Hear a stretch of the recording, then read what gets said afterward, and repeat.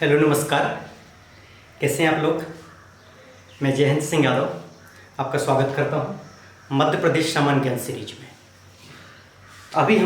अभी तक हम लोगों ने मध्य प्रदेश का सामान्य परिचय पढ़ा, वन लाइनर फैक्ट पढ़े, क्या होता है, कितनी तहसीलें हैं, कितनी विधानसभा सीटें हैं, क्या होने चाहिए, कितने ज़िले हैं, कितने संभाग हैं, उनके अंदर क्या है, जनसंख्या कितनी है, क्षेत्रफल कितना है, मेन चीज़ें हमने थोड़ा बहुत फैक्चुअल चीज़ें पढ़ी जो सबके लिए आवश्यक थी।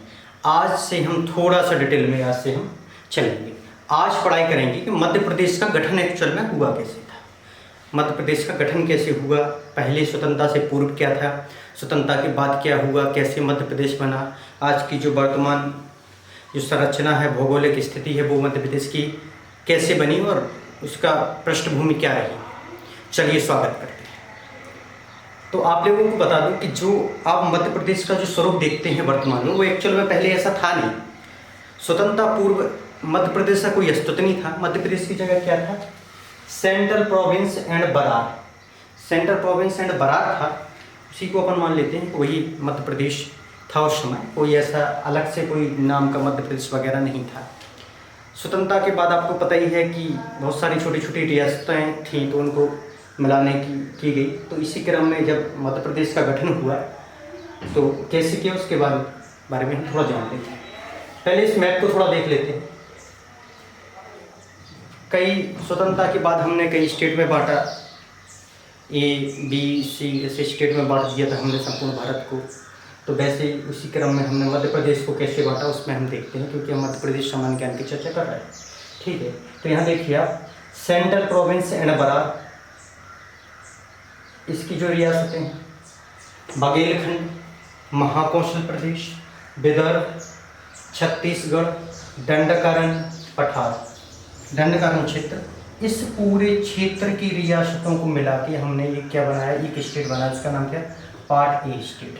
क्या बनाया है, पार्ट ए स्टेट। क्लियर है, ठीक है। ये बन गया। कहाँ से बनाया, विंध्य का कुछ भाग है, कुछ महाकौशल का भाग है, क्लियर है। तो छत्तीसगढ़ दंडकारण्य का भाग है, कुछ नीचे विदर्भ का भी भाग है। ये सब चीज़ें मिला के अपन ने क्या बना दिया, स्टेट ए। क्लियर।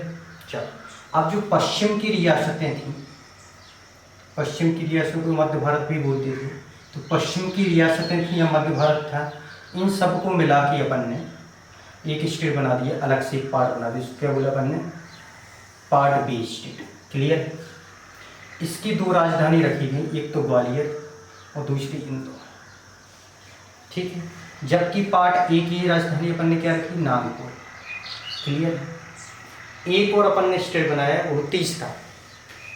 क्या तीसरी कैटेगरी में क्या था, उत्तर की जो रियासतें थी, ऊपर वाली उत्तर की, इसी को विंध्य प्रदेश भी बोलते थे। जो उत्तर की रियासतें थीं वो क्या बोलते थे, विंध्य प्रदेश बोलते थे। तो ये वाला भाग कुछ विंध्य इसमें आ गया, कुछ ये वाला भाग हमारे बनाया, और इसको क्या मिला दिया अपन ने, इसको पार्ट सी स्टेट में अपन ने अंतर्गत शामिल कर दिया। ठीक है। और इसकी राजधानी क्या रखी अपन ने, रीवा। क्लियर है। अब बचा भोपाल। तो भोपाल क्या है, अलग से एक प्रांत बना दिया गया और उसको किस स्टेट में, किस में मिला दिया अपन ने, सी स्टेट में मिला दिया। ठीक है। ये स्वतंत्रता के बाद की व्यवस्था हुई। उसके बाद आपको पता ही है कि मध्य प्रदेश का भू अवस्थित राज्य। भू अवस्थित का मतलब क्या होता है, जिसकी ना ही कोई समुद्री सीमा हो, ना ही कोई विदेशी सीमा हो। ठीक है। चारों तरफ से भूमि से घिरा है, उसको क्या बोलते हैं, भू अवस्थित राज्य।